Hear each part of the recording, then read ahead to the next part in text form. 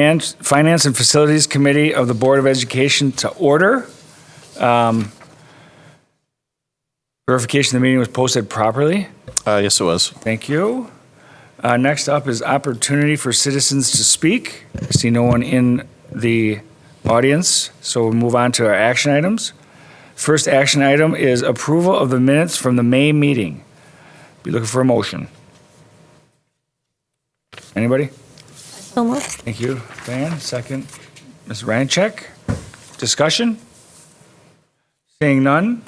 All those in favor say aye. Aye. Opposed? None. 5-0. Excellent. 4-0. 4-0. Oh, yeah, that's right. Moving on to approval of vouchers. Okay, we had a couple voucher questions. Excuse me, this month. So I'll start at the top. Voucher number 328372, Background Investigation Bureau LLC for $3,428.75. This is the company we use for background checks, and the background checks are done on prospective employees and any volunteers coming into our schools and working with our students, including chaperones. Yep. There's a 3-tier system on how it's charged. It ranges from $13.95 to $41.85, and that the tiers are dependent on how many aliases or other names that the person has. So a married name or a maiden name counts as an alias. A criminal background sometimes includes aliases, but it just is dependent on how many names the person has and that they have to check on.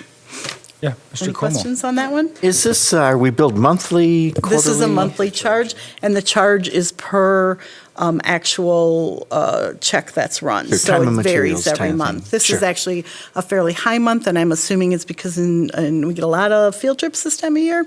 So there are probably a lot of parental runnings for field trips. Okay. It's a practice that we started, I don't know, 10 years or so ago, and I think it's a really good practice for us to have, so. And a couple of years ago, they switched to this company that does a more thorough background check, which includes outside of the state of Wisconsin. So they do a very thorough background check. Nice. Okay. Next question on voucher 328720, Lincoln National Life Insurance Company for $27,144.28. The question was, is this for a year, month, or quarter? And it is a monthly payment for the long-term and short-term disability. They also provide our life insurance, but this particular payment in question was for long-term, short-term disability. Short-term disability is 100% employee paid through payroll deduction, but then it gets paid to the company and shows up in our vouchers. And it's about 43% of the monthly cost is the employee paid portion for the short term. Questions? Okay. 328572, Heartland Business Systems. Question was, how can this be a non-capital expense because of the amount of it, and it didn't show in the voucher a quantity other than just one lump sum. And what is the dollar amount to differentiate between capital and non-capital, and are these batteries or UPS equipment? Capital expense is $5,000 or more for a single item.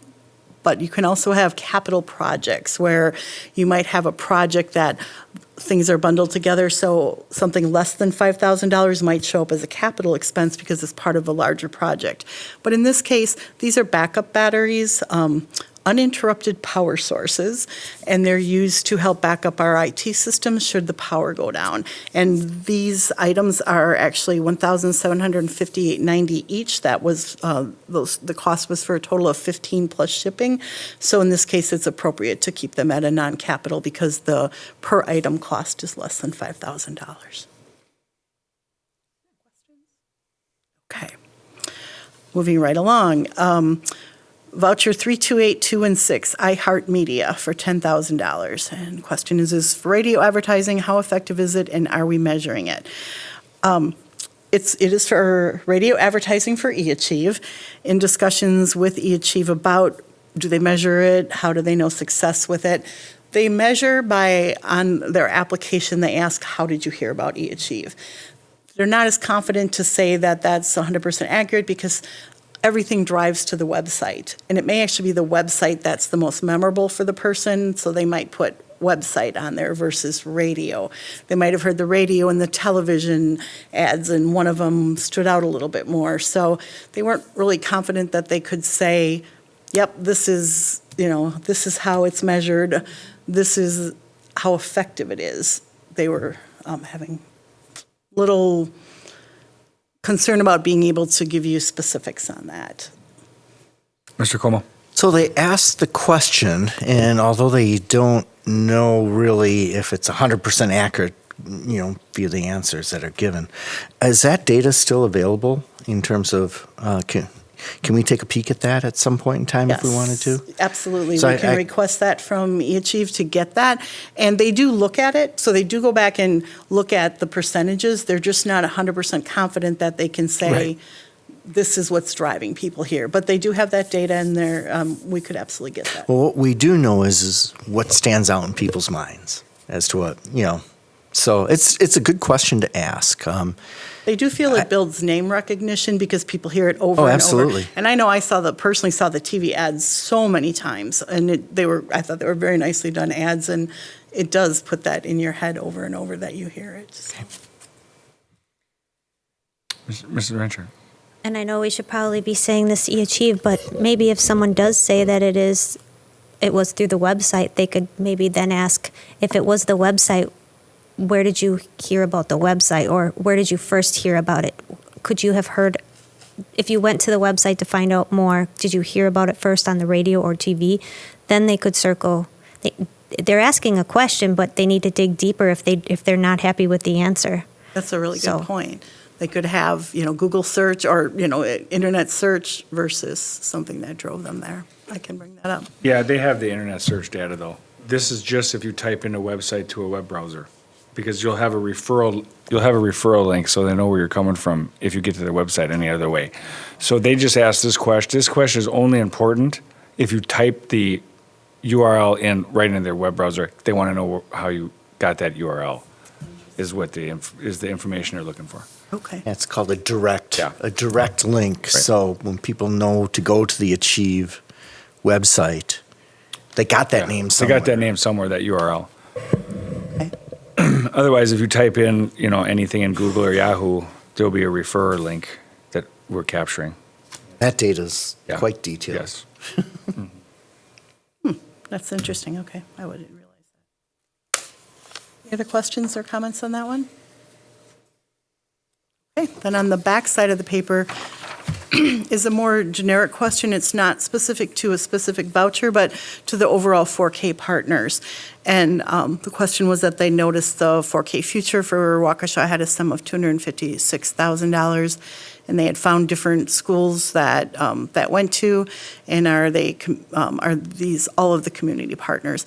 And I think there were only two missing from the list: All About Learning and then Child and Family Centers of Excellence are the only other two that are on the list, and they're community partners. Foxtail Preschool is the Waukesha Park and Rec. And we pay the partners quarterly per student enrolled for the actual enrollment for that. The original tuition was determined based on a couple factors: the open enrollment, transfer rate, what we get in state funding for these students that are basically, we get to count then on our our third Friday counts, and looking at it being prorated because these students are not 100 or one full FTE. I believe it's 60. Most of them fall in at 60. And then every year as the contracts are done, it's reevaluated and looked at to determine what's the appropriate rate to be charging for these students. So the rate changes each year? Not every year. It can, but not every year. There's some years where it stays constant. I believe if what I saw in the contract for 1920 that's out there, we don't have any signed yet, but back in yet, but the ones that I saw, that's the blanket had the same rate as last year, but I'm not sure if that means we just haven't evaluated it yet this year, or charging the same for next year. Any other questions? Any additional questions? Mr. Como? I move approval of the vouchers as presented. Como moves. Mrs. Ranichek seconds. All those in favor say aye. Aye. Opposed? None. 4-0. Excellent. next action item is approval of Southeastern Wisconsin School Alliance contract. It seems like we just did this. About a year ago. Has it been a year? Yes, exactly, right? By chance. This is something the district's been involved with since, at least the 90s. And the group, Southeastern Wisconsin Alliance, represents us on shared issues in the Metro Milwaukee area. We have other lobbying groups out there that try to do it statewide, but our needs are a lot different than Yeah, the Minocqua. Boscobel or wherever. So this is just a Metro Milwaukee area. There's actually a listing on page 5 of the districts that are currently in members of the alliance. $3,200 was what we paid last year. That's what they're recommending for a fee this year. Sometimes when they close out their books, there might be some funds left over, and they'll credit us back a small amount. But this is the base amount that they've requested or asked us to budget for. And then the back end of it is their annual report for 18-19 that I included just for your review. So I think Todd's in agreement that we're recommending approval of this once again.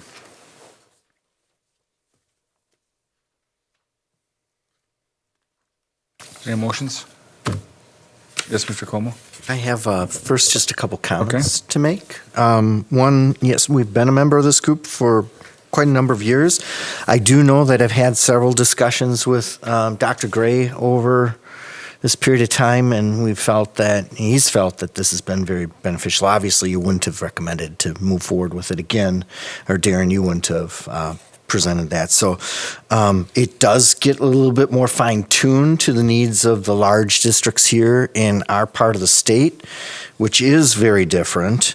And if you take a look at the annual report, I mean, there's some pretty significant kinds of activities or things that they're involved with. So they're advocating for a number of different things that do ring true to our district. And as I understand, and Dr. Gray, you can, if you don't mind just coming up here for just a moment, you do get calls on this and you do provide input, correct, to the group? We use this quite a bit, and as we move into our new governmental relations, this is going to be very important because that's a lot of what the alliance does work, and then they work with us through they have a law firm that does some lobbying. You need to turn the button on, I think. Oh, sorry. I've never got to sit here before. Yeah, you don't use that microphone. That's the interview. Maybe you could repeat some of that. Tom. Yeah, no, we use the SWSA as kind of a governmental relations arm of what we do. They have a law firm, they hire a law firm actually that has a lobbyist that lobbies on behalf of Southeastern Wisconsin school districts. The overall cost to participate in this is just very minimal given the amount of service they do. I would say of all the organizations that we belong to, I would say it's the most economical and does more than anyone else for us. Thank you for that. Mrs. Voigt? I was pleased to be offered the opportunity to go to their breakfast meeting tomorrow morning, or their 7:30 a.m. meeting. It's not a breakfast meeting, and to see some of the things on the agenda, I think are really impressive. To have a chance to meet with the lobbyists that he just referenced, as well as their guest speakers for tomorrow morning are Alan Borsuk from the Marquette University Law School, who writes the weekly column about education that shows up on Sundays in the Milwaukee Journal-Sentinel. And they're also going to be asking questions of Charles Franklin, who is basically the Marquette Law School pollster since 2012. Yep. So I think those are pretty influential people in terms of being able to find out about get a pulse of what's happening with the budget process. Right. And you're going? I'm going. Excellent. Good. You can bring a report back for the next F&F meeting. We'd be glad to hear it. Okay. Thank you, Mrs. Voigt. I'll go on a field trip. Yeah, I know. And along with that, I make a motion to approve this expenditure to stay part of the Excellent. organization. Thank you very much. Is there a second? I'll second it. Mr. Como. Motioned by Mrs. Voigt, seconded by Mr. Como. Any other discussion? All those in favor say aye. Aye. Opposed? None. 4-0. Excellent. Thank you very much. Next up is the 18-19 budget amendments. Okay. So we have looked at where we're at this year and have come up with some areas where we need to make some changes, and some of it is on the revenue side and some of it is on the expense side. The first, if you look at this particular page after the executive summary, it has what was originally approved for the budget at the top and the proposed amended budget on the bottom. That's what you'll be asked to vote upon, is the proposed amended budget. And as you can see, the original had an impact to fund balance of $1.9 million, and this one drops it down to $1.4 million. And I'll go through the changes on the next page that have revisions in it that show where that comes from. So if we look at the summary page, the first section is Fund 10, the general fund, and the first several items are just overall amendments to grants. And we update the revenue and we update the expenses, so it's a wash. There's no impact, but it does change the amounts of the overall expenditures and revenue. Then we've added a couple transfers that we have to do. So in the transfers, we have to increase our transfer to Fund 10 due to some revenue changes in our transfer to Fund 27. Our aid is coming in lower than was originally given to us on the aid estimate. So we have to adjust, and then we had some additional flow-through revenue that offsets that, but we have to do we have to increase our transfer to Fund 27 by $179,423.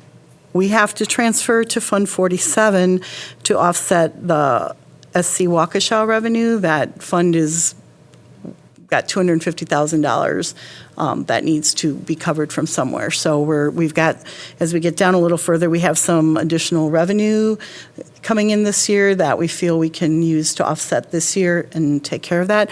That will still leave a negative fund balance due to advertising that we're probably going to have to take a look at next year, because the advertising, a lot of it got canceled because of the issues we had with paint and those sort of things.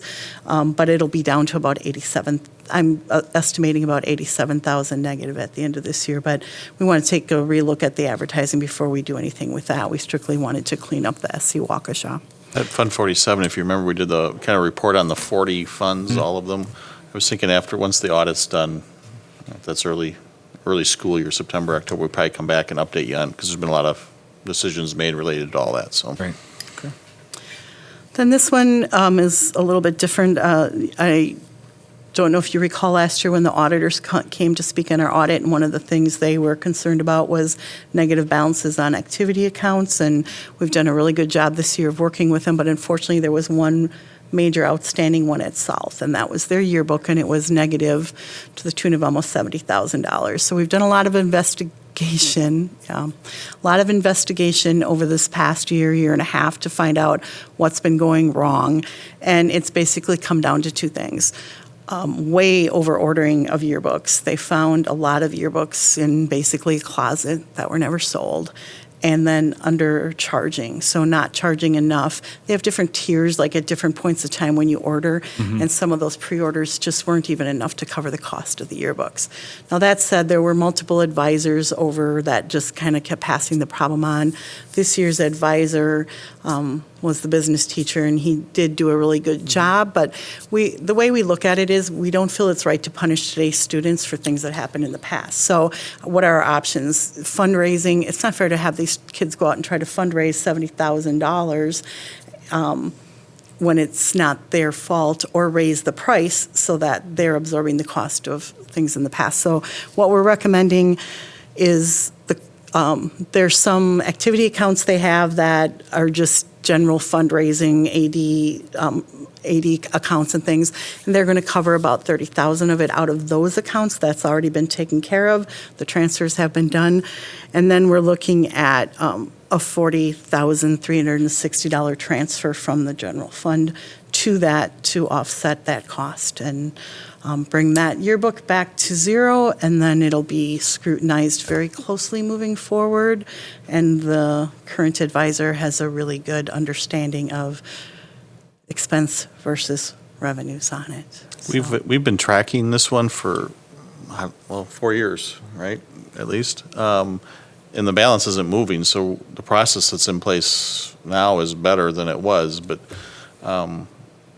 it's still, the balance isn't moving, though. We've tried some different approaches to buy it down, but to do it by the sales of yearbooks would take you a lifetime. So we've kind of come up with a blended approach where the districts would pitch in some, their student activities accounts would pitch in some, and then South Site carryover would pitch in a share. So everyone's kind of sharing, because it's hard to go back and identify exactly what, we think we're pretty sure what happened, but it's not for sure what happened, so. We don't see any suspicion of theft or anything like that. It really does appear to be not charging enough and to be over-ordering of yearbooks. This 40,000 does include the use of the principal, of the carryover from the site too, so it isn't all out of the, it's all district money, but it's the South Principals account going down a little bit on their carryover too. So I believe that's about half of that. Okay, Mr. Como. So about how many years back does this go? Do you have a sense of that? I want to say 11, 12, if I remember Over a right. decade. And the thing is, the reason it wasn't caught sooner in the audit was because every year when they were being audited, the South Secretary would say, oh, it's a timing issue on when we're getting the revenue from the yearbook company. And the auditors felt that was valid, but we started looking at it going, this can't be a timing issue, this much money. And so we started digging into it deeper. So do you know when yearbook monies should be in by, roughly? No, now. When is that? As a rule, we let the activity advisors manage their own accounts, but we have taken a much deeper control of this one, Sure. better understanding, and we'll be monitoring it moving forward. But now we have a better idea of, they have to pay early on in the year a deposit before anything is collected, and then they have tiers of dates that they order them by to get the money, and then the cost of the yearbook is then determined by the number of pages, how much color they want, if they want a fancy cover. And so then, the final cost of the yearbook when they get all of the items in there. And then the revenue goes pretty much directly to the yearbook company, who then looks at how much was spent, how much was brought in. And now this year we got a credit at the end. We're waiting for a credit at the end of the year. It's really close this year. So I'm okay. Yeah, we are steering other- people toward the website to order versus having the money coming into the school. That way it's a deal between the Person. publisher and the family, and Yeah. we're kind of trying to get as far away from it as we can.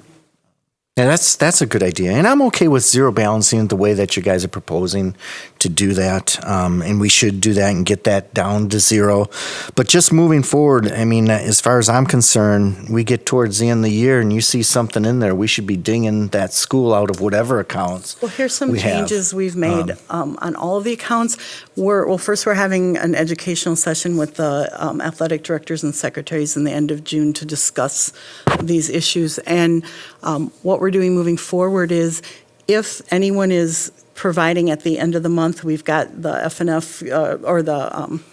for the board, you get the consent agenda that has the all the Each individual accounts. high schools, Yes. yeah. Mhm. If anything shows up on there with a negative balance, they have now being told that they need to provide with that. Why is it negative? Because there are times where there are true timing issues. A trip is coming up. They're going to fundraise all year for the trip, but they have to put a deposit down. So then that single account may go negative because overall there's money in the activity account. But they'll be asked to provide, we have a form that they need to fill out that says, here's why it's negative, here's when it will be out of the negative, and we'll be tracking every account that way. Excellent. So you've expanded it to beyond yearbooks. Just you've set up a Absolutely. process that should catch this sooner than later for Absolutely. virtually any type of expense that might go through the high schools. And we'll be reaching out to the new advisor. I don't think we know who the new advisor is yet. but Right. Just Okay. to Right, we'll be having a meeting early on. Rencheck.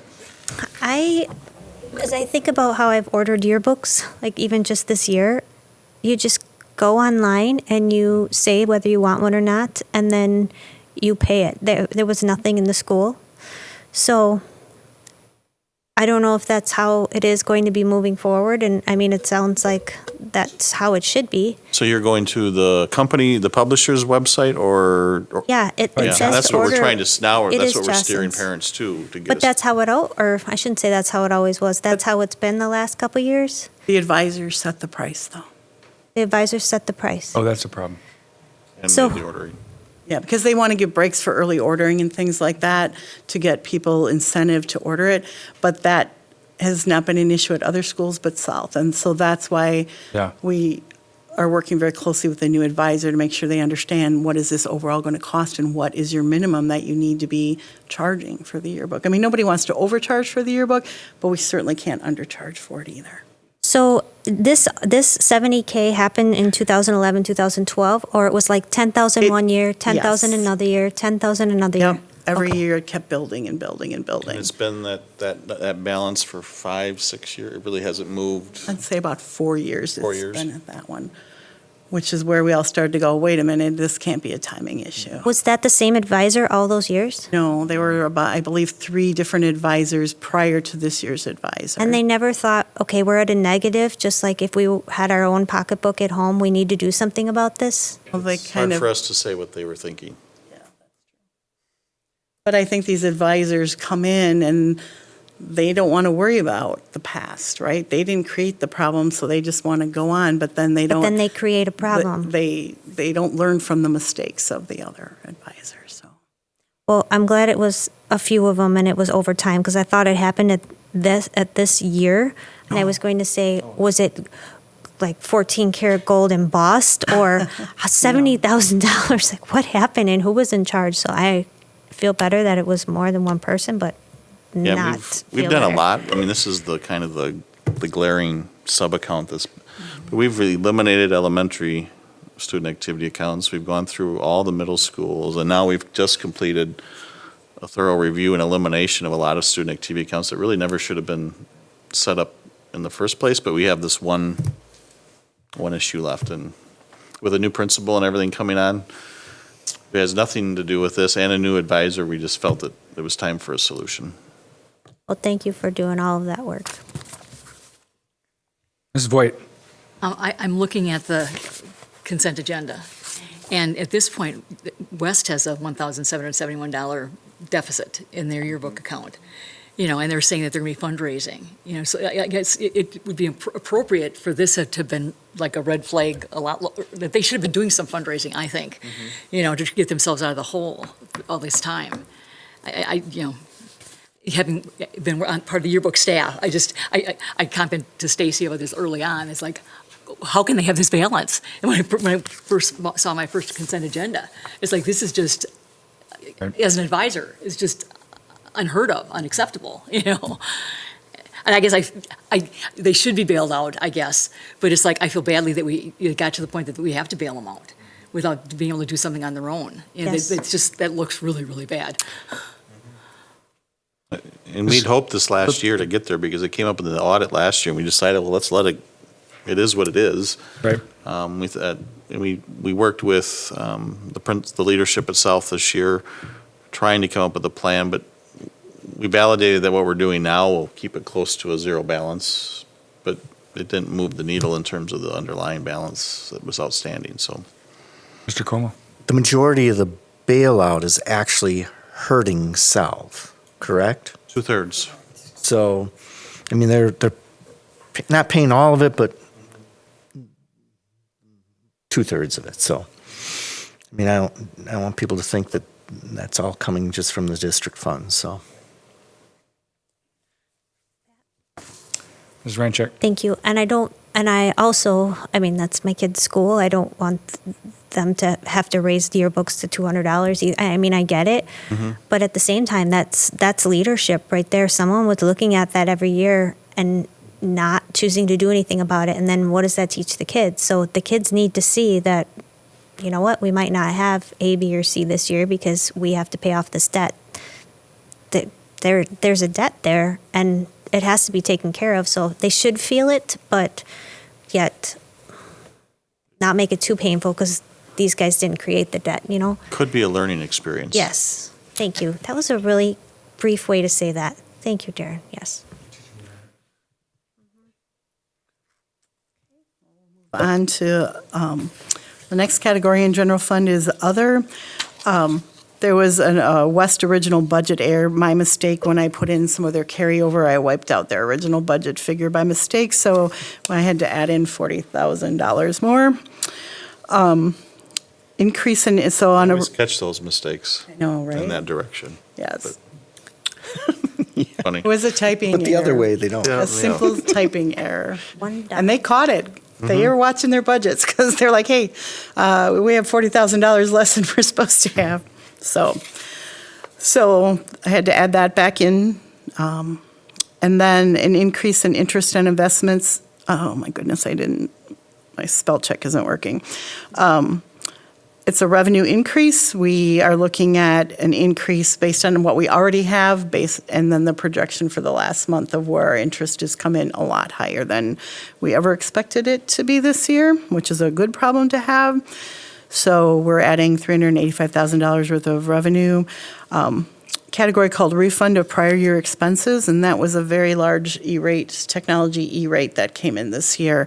And it didn't just go right back to technology, it's sitting as available funds. Now later on, you'll see we're giving them some of that money to spend, but we're also balancing it out on other projects.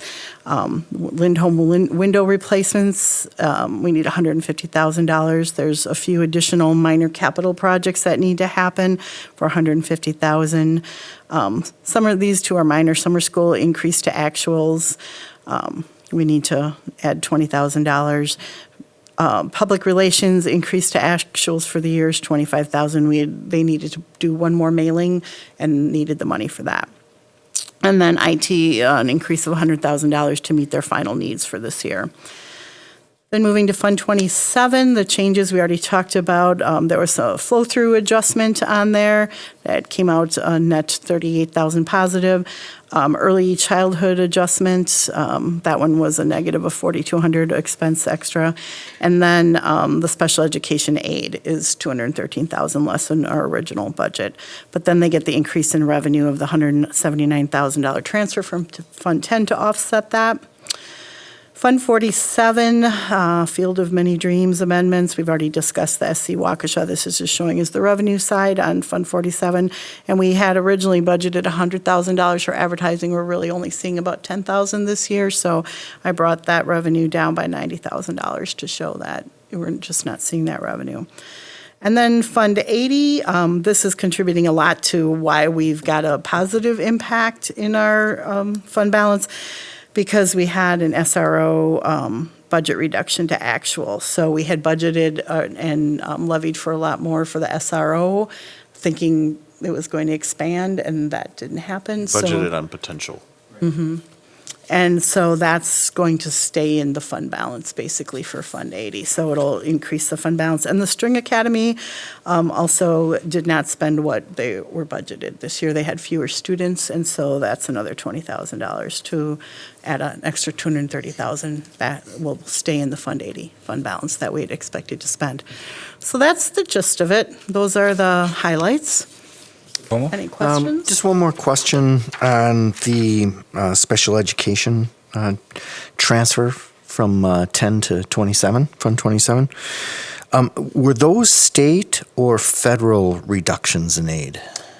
Or both? And I don't want to say it's state, and I don't want to use the term reduction because it's based on our actuals, and when they gave us the aid estimate, our actuals ended up finally coming out different, which Oh. was a little bit less. Okay. And so then the aid gets reduced because it's a percentage. So Okay. it wasn't that the aid amount was reduced, it was our actuals were less than what we had, what it's we knew at the percentage. time that the And budget. And we can't claim any more. It's based on, We would get in trouble. yeah, I got it. Yeah. I got it now, okay. And so we're just, every year at the end of the year, we have to move whatever we need to fund 27. But since we know it at this point, we thought we'd put it Yeah. out there as a. Okay, I'm good.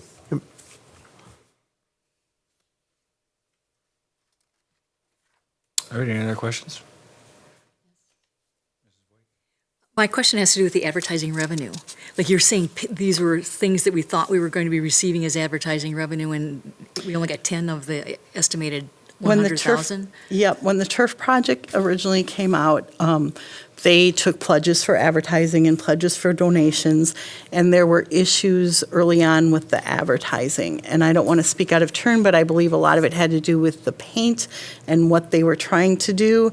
And so there was quite a delay in the advertising. It's up and working now, but a lot of the people backed out of their pledges. And we, And as you fundraise, the further you get out from the fundraising event, Minds change.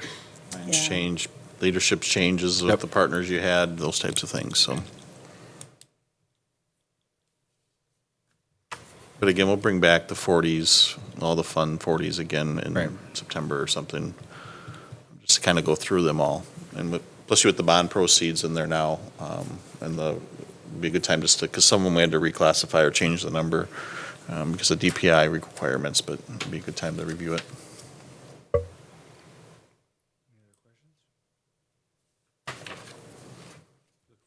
Mr. Como? Yeah, I move to approve the 2018-2019 budget amendments as presented.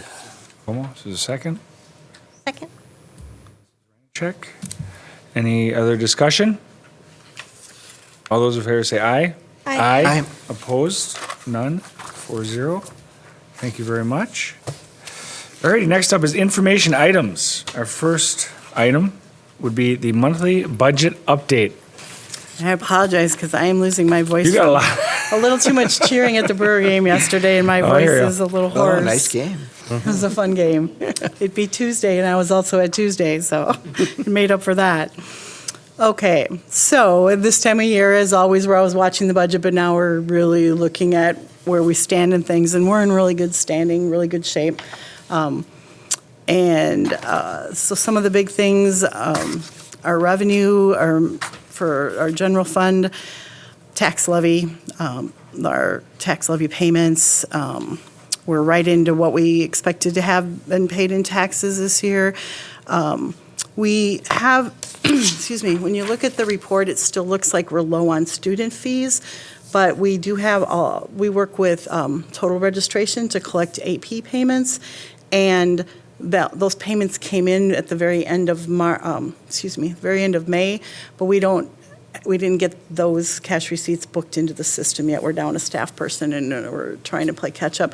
So we have another $163,000 of student fees that have already been collected that will help to bring that up to close. And as Jess can attest, we have been furiously collecting money from people as the year end hits. So I'm confident that by June, our student fees will look better than they look right now.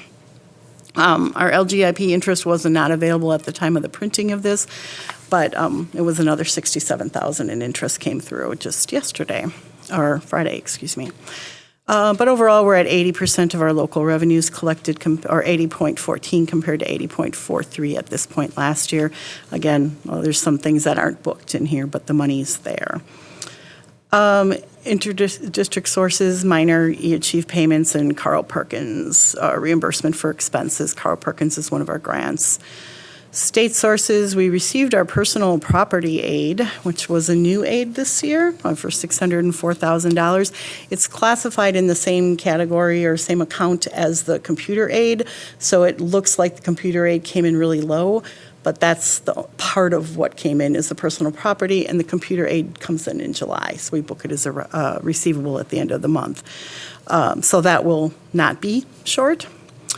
And then we received a school-based mental health grant payment of $74,000, and then an assessment for a reading readiness grant. So we're at 68.8% of our state aid compared to 67.15 last year. Excuse me. Federal sources, we just had Title II grant payments of our coming in, and we also did receive a Medicaid cost settlement of $572,000 from a prior year. And that was for the 16-17 year, so Medicaid is starting to now get caught up with their payments, which is nice.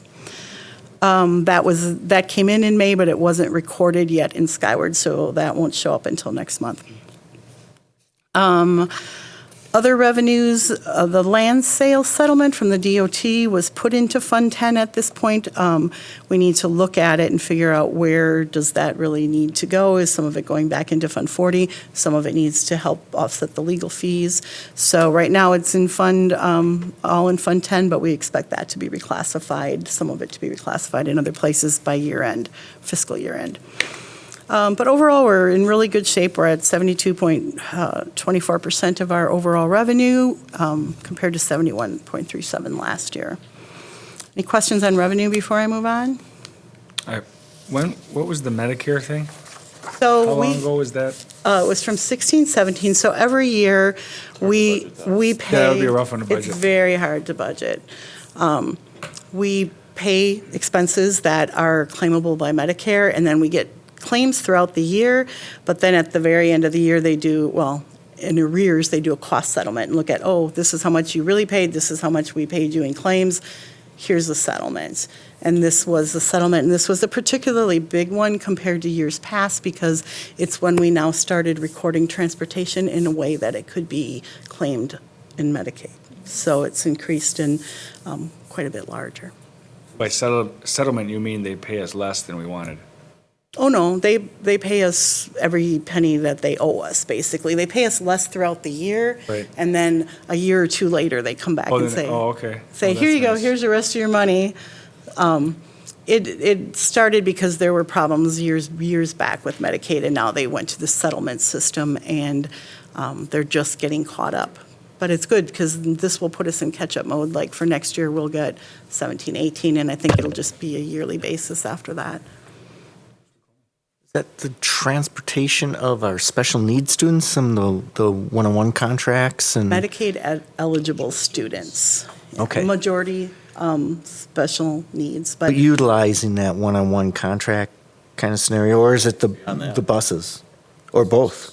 it's buses. It could be either or? It's either or. Oh, okay. It's writing, and they get, you get a certain amount of Medicaid aid just for being on the bus, but you have to log each student every day on the bus. And our prior system didn't allow for that level of detail for every Right. day, but we started back then, and it It's all increased. electronic, that's just, Technology has helped us. Yeah. Yes, Yeah. tremendously. okay, thank you. Any other questions? No? Alrighty. Okay, so moving on to the expenses. Salary and benefits are always our biggest expense, and they're right in there. We expect them to come out pretty even as budgeted this year, which is good. Purchase services, our main payments were to the 4K partners. That was our quarterly payment for the final quarterly payment for the year. And then just some other larger expenses were in the personal services area, which includes legal fees, nursing services, payments to officials, and then many other miscellaneous payments. And then the eAchieve advertising costs. So we spent 56% of our purchase services compared to 57% last year. We do end up doing a lot in June in this category because all of our technology licenses and things start coming up for renewal and get paid in June for next year. So I expect this one to creep up at the end of the year. Non-capital, nothing big, library books, things like that, but then there was another payment to Milwaukee PC, which is where we get our equipment for eAchieve. That's where this- Nothing major in the capital objects, no Fund 10 debt retirement, no insurance activity. Transfer, last year we budgeted a $250,000 transfer to the Fund 46, which is that capital improvement projects that we put that money in that account that had to wait for 5 years and then you could start using it. It's getting close to the point we can start using it, and now we can start putting more money into it. So that was part of the budget last year. That transfer has been completed. Other objects, just minor fees, RevTrak, service fees, and invitationals for other sports. But overall expenses are like right in there compared to where they were last year. Fund 27, not a lot, just we got our flow-through payments, our grant payments, a Medicaid reimbursement for this year. And expenses, salary and benefits are the big ones. Payments for special education tuition and pupil transportation. But other than that, everything is falling into place and looking really good to end the year in a good way.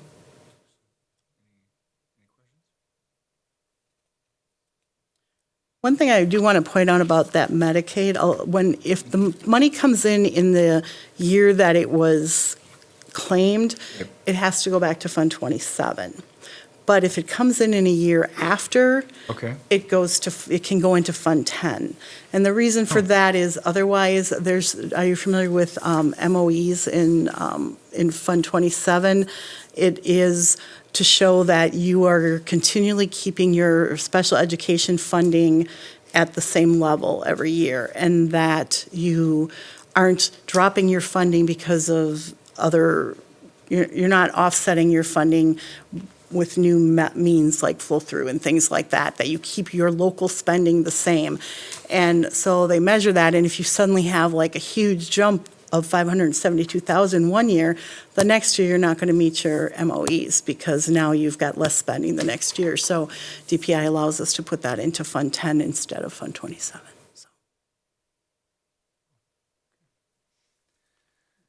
Mr. Como? Actually, I do have a question on the flow-through dollars. Yes. Just wondering if there is like maybe a breakdown that you have of what that money goes towards Oh, from an expense absolutely. perspective. We I can- mean, we don't we get can the detail on a regular basis, but It's primarily staff anymore, but we can bring back a It's breakdown.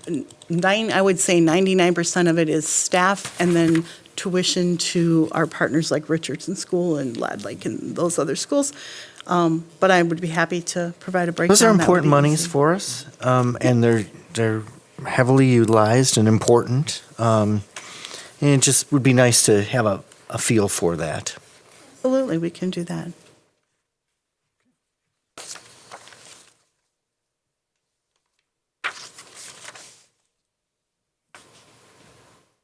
Anything else?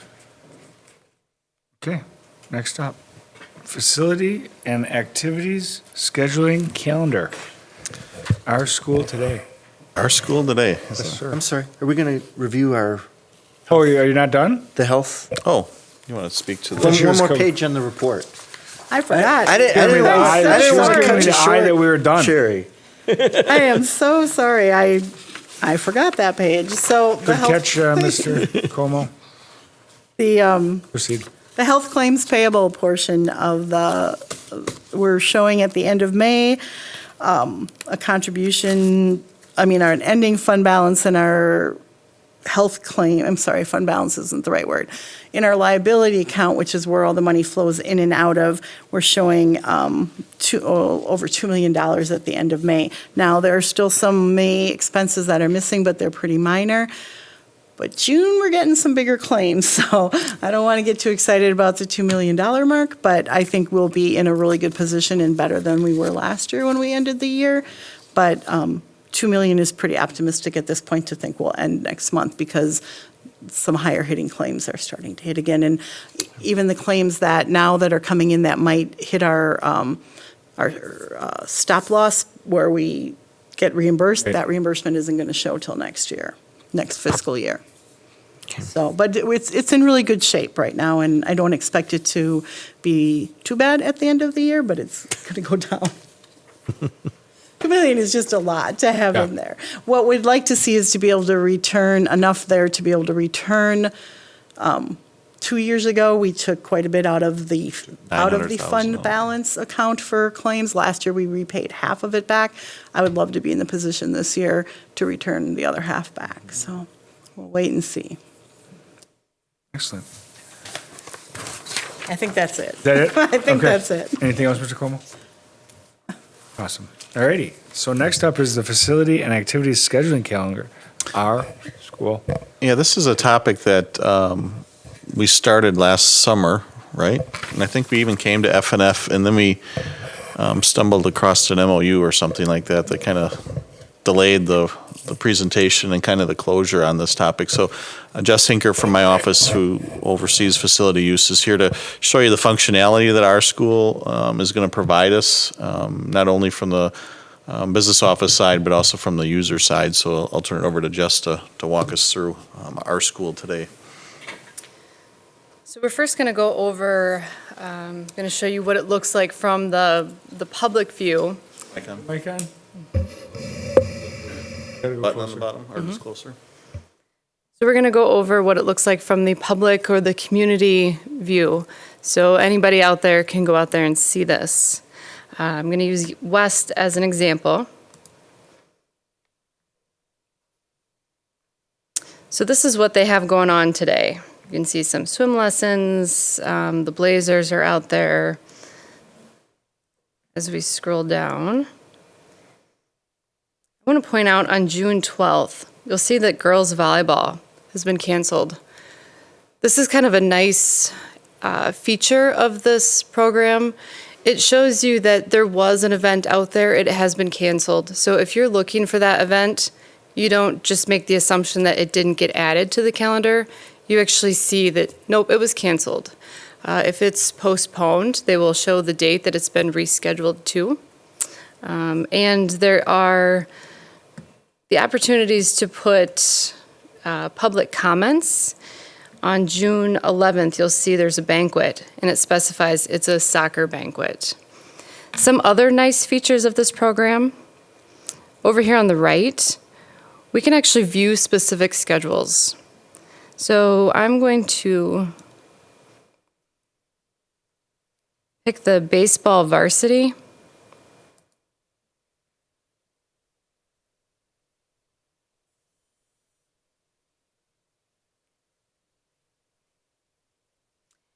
And it pulls up the entire year's schedule. This is something that's nice for parents or grandparents that are interested in just one activity and they don't want to go searching through an entire year's calendar to figure out when the games are. There's also this nice button up here that you can subscribe to all the events. You can download it directly to your personal calendar.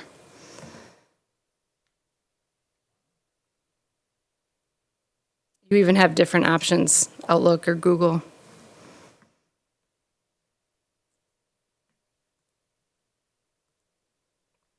The other nice feature of this is you can subscribe to notifications. I'm not going to log in on here, but you can set up an account and get text messages or emails. So if a game is canceled or postponed, you can get that notification without having to go search for it.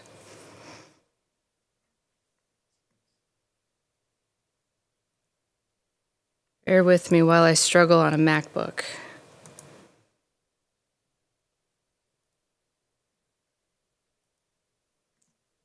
So now I'm going to show you what our custodians get to use.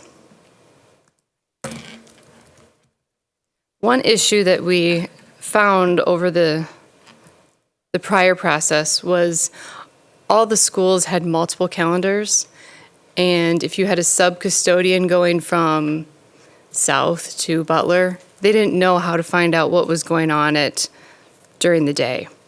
So now, They were all separate Google calendars. yeah, they were all separate Google calendars. You had to have access to every single calendar. So each school easily had 20 different calendars. Times 20 different schools, it's a lot of calendars out there. So now they can simply log in. They can set up this, click on this facility setup report.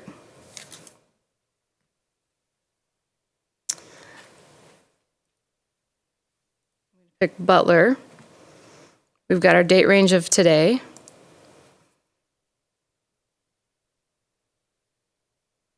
And this is what we have going on this evening. Dance practice and a baseball practice.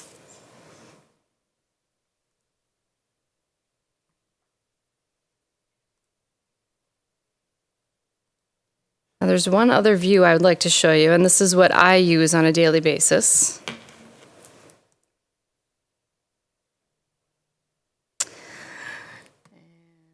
I'm not sure if I'm going to be able to log in.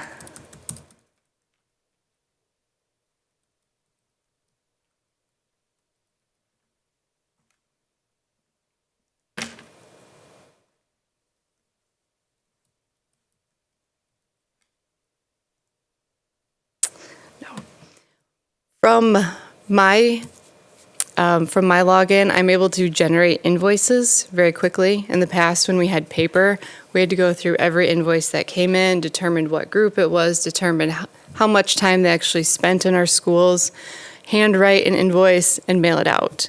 Now, it's maybe 5 clicks. I generate the report for the month.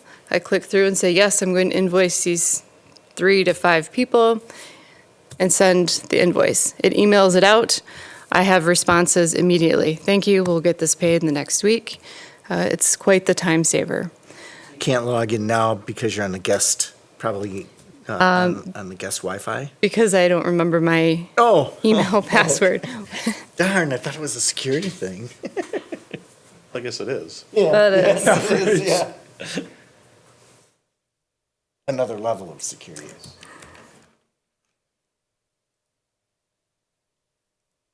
That one won't work either. The request process is also quite a bit faster. In the past, we might not know about an event until after it was done. The group might not have received the proper pricing, and then they were surprised by the invoices that they would receive. Now, they log in, they see what we're going to charge them. It gets approved by the school within typically a day or two, and then it gets approved by us within another day or so. They get a full contract outlining our rules and regulations with the cost, and they actually sign it and send it back. Streamlined quite a bit. Yeah. Oh, we're also able to run reports on how much time buildings are being used, or how much a particular group has been in our buildings. And we're able to see that across all the schools they use versus trying to pull contracts from every school and try to total up with paper. They also, don't they get an estimate of what their charges are going to be, plus the custodial? So on the front end, they know Right. roughly what their. Right.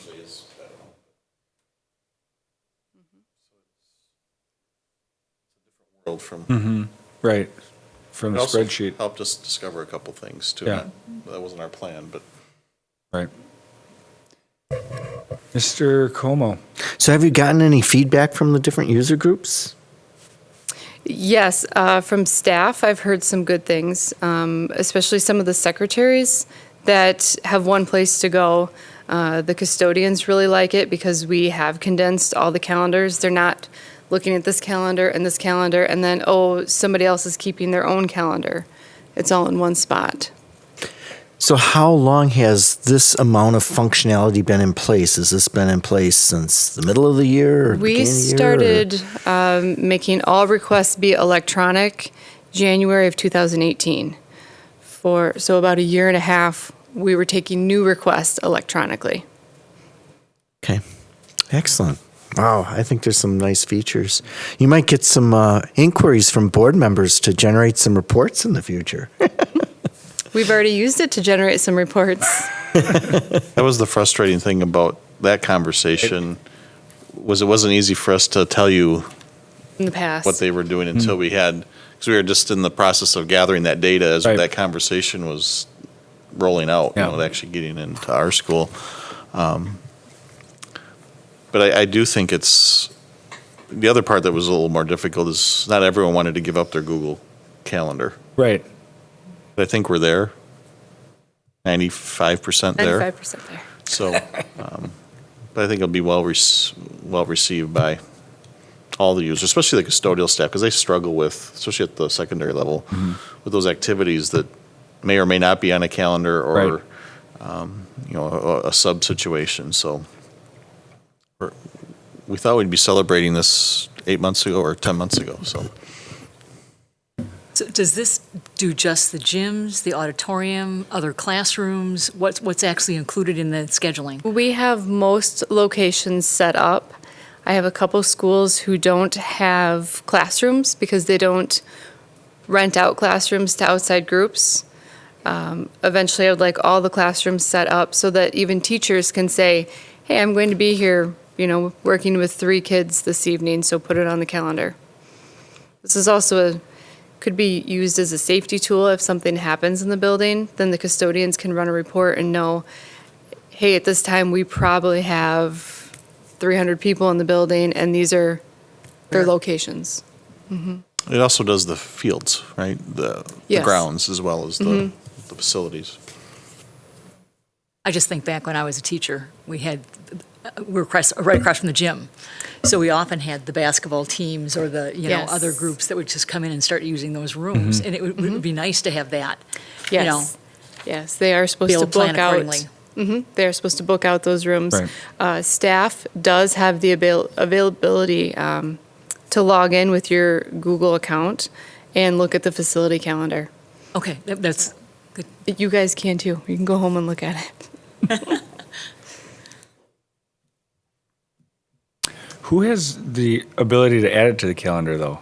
So You have to go through a request. You do? Okay. Yep. So there are secretaries that can add their own events. Okay. It's to the activity scheduler, which then feeds to this facility scheduler. The activity scheduler can also have spirit days Right. or fundraiser days, events that you would like to promote to your families, but that don't have a location, so they don't need to book out a space on the facility side.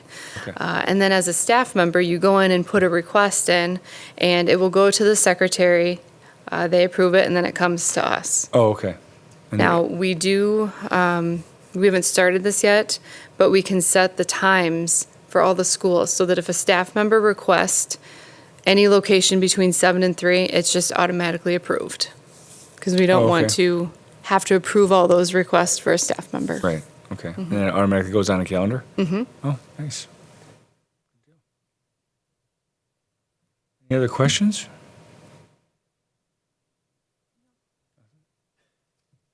All right. Next up is the referendum update. Yeah, and this is pretty brief. I didn't run copies of this, but starting, well, tomorrow's our official move-out day, and then on Wednesday, Findorf will be hitting most of the 11 sites that have some sort of renovation for a secure entrance. This is the detailed construction document, the calendar for the summer. I didn't run off copies of it, but if you want to take a look at it and see the level of detail in the planning, you're more than welcome to. If not, I certainly understand that too. Yeah, absolutely. We are underway for the planning for the summers of 20 and 21, which will be the 3 middle schools, the addition to South High School, Hillcrest is one elementary. Because we were thinking of moving the office back to its original location in that building, we bumped it back a summer. We also have Hawthorne out there, so those will be addressed over the next 2 summer, and we're well underway in finalizing that. This Thursday, the 13th, we'll be closing on the first draw of the referendum, which the board took action on last month, so that $45 million will be coming in. So this year's budget for the summer is about $4.75 million, but that includes safety and security grants, some food service money, some district operational dollars. Tim Williamson, who took Glenn's place, actually I need to have Tim come in and do a report for you guys at some point. A lot of, we had that pool of money, like $300,000, where principals would apply for a project, the libraries at Meadowbrook and Lowell and those types of projects. We put a freeze on all that until we found out exactly our scope of work this summer, and to give Tim and I a chance to gather information on roofs and some other systems. So some of those expenditures at year end might seem low, but it was on purpose. We thought rather than charge into some more things, let's wait a year, kind of identify what we want to do going forward. So otherwise, we're all set. The packing day tomorrow for some of the schools will be more intense than others because of the scope of the work, but also, we hope to have them back in on the first day of school in place. The only thing I included as a attachment was a very good story out of the Freeman. I gave you a snapshot of 2 renderings, which you've probably seen at some point on a handout, the office at Lowell and at Bethesda. So that's really it for the referendum. I think everyone on our construction team is ready to get going with the projects and put an end to the planning for the elementary schools at least. So any questions on anything related to the referendum? One other thing I forgot to ask is Sherry and I will be adding some sort of fiscal report, whether it's part of the interest statement kind of thing you have already in vouchers, or if it's something that comes, I plan on having referendum update as a monthly agenda item, but just to show you the cash flow in and out, not in detail because there'd be so many transactions, but just to see where we're at balance-wise. Questions about the referendum? Time for action, right? Let's see it going to work. Oh, that's Enough for the planning, like you that's said. done. Absolutely. Alrighty, that concludes our information items. Next up are discussion items. The first one up is facility use policy and fees. Again, I'm bringing this back just mainly so we're all on the same page heading forward. So it's not an accident that our school presentation and this policy are on the same agenda, because I just wanted to make sure there's no questions. Obviously, we ran into something that we needed to address that wasn't handled and wasn't made clear to the board. So this is the policy that was been in place. The fee schedule is basically the same layout as you have. You start out with district-related things, sponsored activities, et cetera, all the way up to Group 4, which are for-profit organizations in that fee structure. Depending on the site and the volume, we did change for some of them, rather than being per day charges per hour, because it just fits the, what's a day? Is a day 10 hours? Is it 12 hours? Is it 6 hours? Right. So we made some tweaks. So this fee schedule is actually in our school, and it's what Jess pulls when she runs those invoices. Is that a fairly accurate statement? So I just wanted, this is the time to ask as we get ready to enter into a new, before we know it, a new school year. So I thought I'd bring it back just for a final review. Right.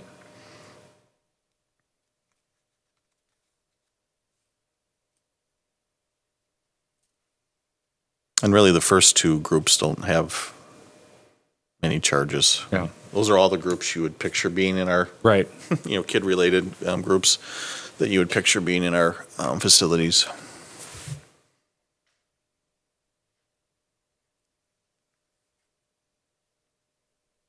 And the policy or the guidelines, I forget which, provides Dr. Gray and I some latitude in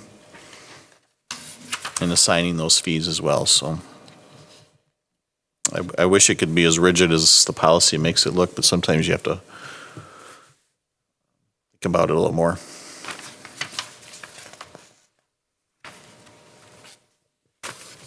Question, Mr. Como?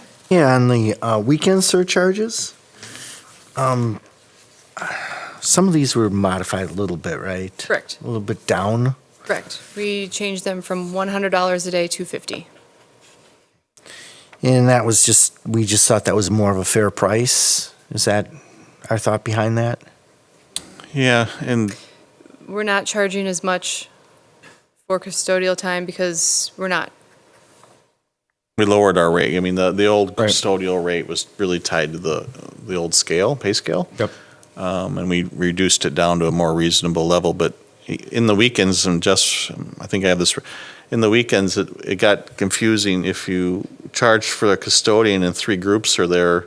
We wanted to get away from, let's say there's 5 groups at the high school, dividing that custodian into 5 or the number of hours. So we kind of went to the surcharge as kind of a norm to, And it offsets the amount of time to clean up after a group leaves. In the past, we were trying to bill actual. So a group would leave, and then we would say, oh, it took our custodians 4 hours to clean up the field house. it doesn't take 4 hours to clean out a failed house, as if anyone knows how long Right. it takes. Right. So this Right. is an upfront cost. And this gets, one of the other things I liked about it was on that quote or estimate they get on the front end of their request, it fits into the system better to be able to, this doesn't mean we don't charge particular groups for the weekend, but it takes away a lot of the tracking of the smaller usages, and it's just a simpler process for our school to handle. And when looking at the new schedule here, for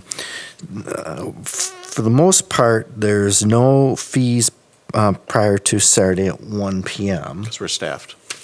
Okay. And except for the middle school. So I'm just, Middle school does not have that staffing on Saturdays. oh, okay. That's why it's part of that. Okay, I got it. Okay. Questions? Anything else? Any concerns? Any comments? All right, excellent. Thank you very much. Looks good. Next discussion item is Whittier Elementary temporary classrooms. This has been a hot topic before. I know. I've heard rumblings of that. All right. Yeah. Just wondering whether, for those of you, there's some pictures on the back side of this. If you're not familiar, Whittier has 2, I don't know if you, mobile classrooms Double or a wides. side-by-side, a double wide. Wide. And this last time I asked Tim Williamson to send me some pictures because I don't see how this fits into what we expect out of a district facility at all. Neither do I. So, but rather than me making a arbitrary decision, I thought I'd bring it to this committee to get a consensus that it's time for this. And I don't know what the origin is. I'm assuming it was a class size or a capacity issue at some So they point. they had classes in them. That thing's been there for, Yeah. I don't really know what the overcapacity was at Whittier, but I know that they used them for some sort of student housing, or Yeah, I'm not housing. trying to but dig back in the old memory was- too. They look old. oh, look at the roof and Yeah, look at the hay bales that are around the Right. base of it. And yeah. no longer at Whittier do we have that capacity issue there. I think I put it in the executive summary. They're looking at an enrollment next year of 200 to 215 kids. And just looking at square footage comparisons with other sites of 59,000 square feet, we have 300 to 400 students in those buildings. So I don't see how it's a capacity issue. Now it's just more of a decision issue than not. So I thought I'd bring it forward. We can certainly answer any questions, or if you have specific questions we can't answer, we can bring them back next month. But I thought it was worth us taking a few minutes to consider. Yeah, right. So they're still using them for before and after care, like wraparound care? That's my understanding, yes. And the storage, for Storage, yeah. they have their, you can see the winter coats and things So like they're that. inhabitable inside still. We've been maintaining them to a degree where we can have on the inside at least? Utilities are being served there, yes. Yeah, right, okay. Okay. Ms. Reincheck? What would you do with it? I believe it would just be demolished. I don't, I Dismantle would them, I would question you could even move them without, Right. Is it like a trailer for a trailer park? You could sell it if there's a bathroom and a sink in it and such? Like it could be somebody's house? we could try to sell it. I have no idea what the market would be. Trailer? Is that what it is? Yeah. Side by side, I think is probably the best, Probably, yeah, you could call it, because it's not well, maybe this was a version of a portable or temporary classroom at one point in time, Right. but not what you would get now if you were to rent one or use one. You have an overflow population in the winter of homeless that need something. I mean, there's people sleeping on park benches. I wouldn't want it to be destroyed. It looks pretty icky, but so do houses when people buy them and then they fix them up. So maybe someone will want it. We could throw it on the state auction site where we sell like our old vehicles Yeah, and vehicles. stuff. See if there's an appetite for it.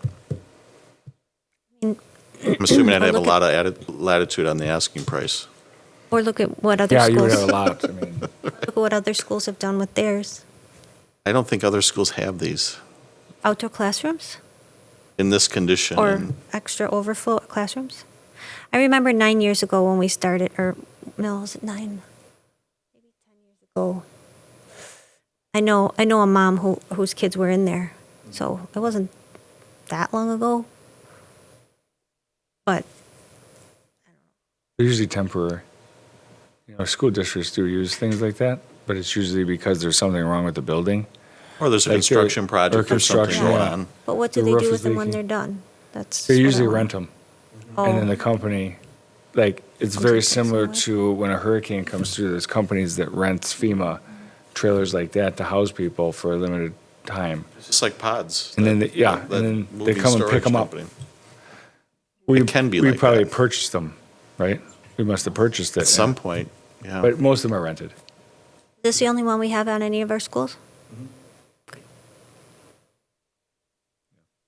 Mr. Como. The before and after school childcare, we can, I would assume, accommodate that inside the school? Or Based at on a- those enrollments, I don't know why that couldn't happen. Right. We don't have a separate building for before and after school anywhere else, even at buildings with a higher capacity load than what Whittier's. Okay, so those services could continue then? Oh, absolutely. Okay. Yeah, we're not looking to. And I'll confirm all those things. I just wanted to bring the concept forward to you tonight. I'm not, but if there's a checklist of things and we knock them off, I'll assume I'll have the okay to go ahead and. Yeah, I mean, we talked about it years ago to get rid of that thing. I think Kurt brought it up if it was still being used, didn't he? Wasn't it Kurt that? Well, I had a question, but maybe Kurt did too. There's a bunch of questions about it because, yeah, it's an odd thing to have on site as a permanent fixture. Like you said, they don't stick around. They go. The company that rents them to the district picks them up. So yeah, I mean, I would investigate what it's going to, if we can sell it or get rid of it. Okay, I'll place it on the state auction site. Take better pictures than this, though, before you. Spruce it up a little Let's bit. highlight some good areas, not the bad But, ones. and it's still movable, Or Karen? It's still movable? One way or another. Okay. I don't know one way or what's- the I other. don't It's know going what on the a dumpster, structure- it's going on a drag trailer. sale. I'd have to move the hay bales to find out what we have for the ability to move it. Yeah, because the hay bales are just the insulation. Yeah, to Yeah. keep the water lines. So, right, that's to keep the water. It's like my grandma's house. Yep. Okay. Excellent. Good. Alrighty, well, that concludes our discussion items. Next up would be other business. Any recommendation for future committee meetings? Anybody have anything they would like to? Don't have to bring it up now. You can email Darren or I. Would the committee have any interest in having Aramark come back and do a presentation? This was their third year with us now, and this year we had a new food service director who's done a very nice job. And is there any interest in having them come talk about the program, or? Check. Only if they were going to bring samples of this food that they're serving. I think they would accommodate that if we asked them. I'm just kidding.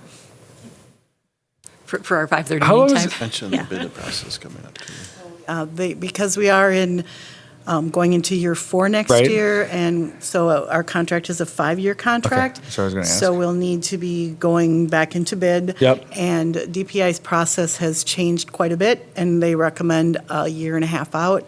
So in spring of next year, we'll start the RFP process, at least starting to develop the RFP and getting it through the DPI approval process with the thought that by November of 2020, which is the beginning of our final year, the RFP would go out to people. So they want like a 6-month period of RFP development back and forth with DPI. Did they give you a reason why they want that?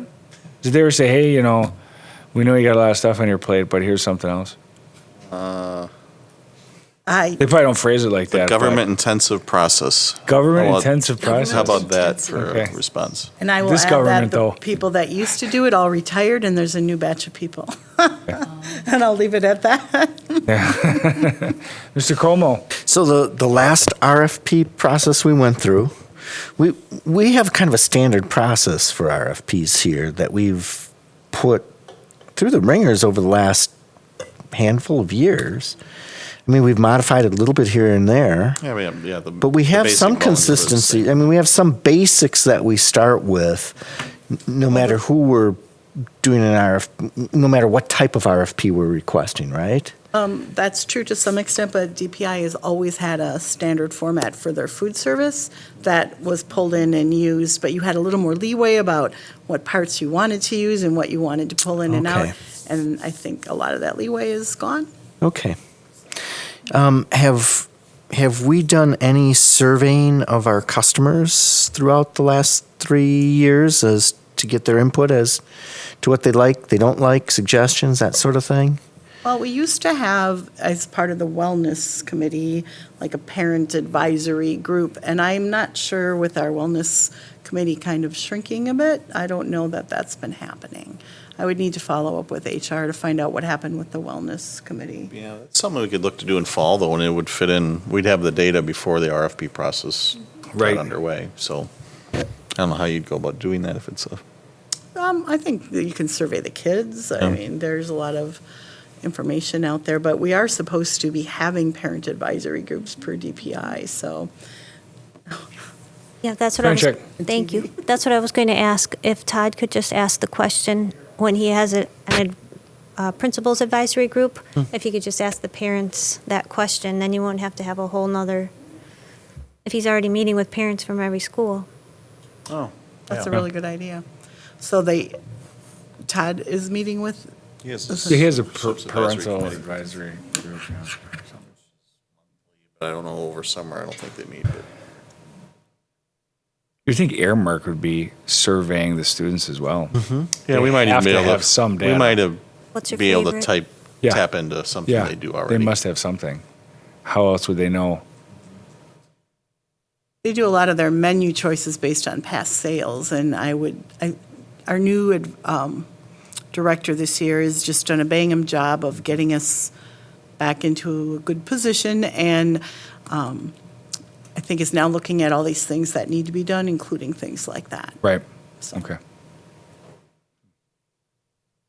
Ms. Ranchak? Or they might have the data that if maybe in the first month of school, this many kids took hot lunch, well, like if it went down, then they would know that they weren't really liking the food and then started taking or bringing cold lunch. Unless it's like my son that used up all of his money for the entire year in like 2 weeks. But Good survey. yeah, mhm. We have the ability, and we run reports all the time looking at the participation. So we have the ability to get that information right from Infinite Campus, and we can compare what was participation at the beginning of the year compared to toward the end of the year to see if things have dropped off, and we do look at that regularly. Mr. Como? Surveys to the students should have responses of emojis? Serious? No, I'm just. Serious, yes. And they'll fill them out. don't know, I'm so far removed. I'd be willing to fill them out then. Might be. They no longer have to communicate in Yeah, English. right. They just pick their emojis. Sorry. All righty. Quit kicking me under the table, Mr. Yeah. McCaffrey. Oh, sorry. Anything else on the future meetings, recommendations? Anything? Nothing? Yeah, just a heads up, Oh. Next month's agenda will have the preliminary budget and tax levy on it, so. Okay. That you'll approve or consider. And then we'll also confirm the budget hearing date next month, too. We have it set now for September 11th, which is roughly when we've had it in the past, or the last few years anyways, so. Right. Okay. Awesome. Excellent. Alrighty. Are we in need of a, Closed session, yeah. are we looking for a motion on the closed session? Mrs. Ryanchek? I'll make the motion to adjourn to executive session pursuant to Wisconsin statute 19.85%, this parenthesis, is that an L or a 1? That's a 1. 1 parenthesis E for deliberating or negotiating the purchasing of public properties, the investing of public funds, or conducting other specified public business whenever competitive or bargaining reasons require a closed session. Les Paul parking solution and offer to Oakdale property will be discussed tonight. Is there a second? I second it. Thank you, Mrs. Voigt. Is it roll call? Or can we Yes, just- it is. Yeah. Mr. McCaffrey? Aye. Ms. Voigt? Aye. Ms. Ryanchek? Aye. Mr. Como? Aye. And Mr. Montague? 4-0.